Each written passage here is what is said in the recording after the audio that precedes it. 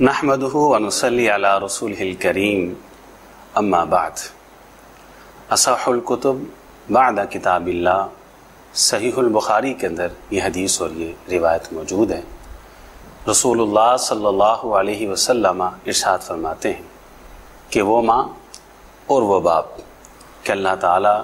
جس کو یکے بعد دو بیٹیاں عطا فرمائے، اور یہ ماں اور یہ باپ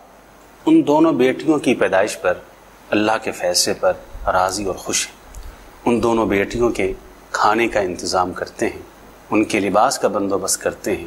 ان کی رہائش کا اہتمام کرتے ہیں اور ان کی تعلیم اور تربیت کا بندوبست کرتے ہیں۔ جب یہ دونوں بیٹیاں سن بلوغت کو پہنچتی ہیں، جوانی کی عمر کو پہنچتی ہیں، تو کسی نیک متقی انسان کے ساتھ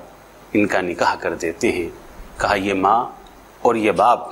جو دو بیٹیوں کے جواں ہونے کے بعد کسی نیک متقی انسان کے ساتھ ان کا نکاح کرنے والے، یہ جنت میں یوں میرے ساتھ ہوں گے جیسے ہاتھ کی یہ دونوں انگلیاں ہوتی ہیں۔ اس حدیث کے اندر بے شمار مسائل ہیں جو سمجھنے والے ہیں، اور ان میں سے ایک مسئلہ وہ یہ ہے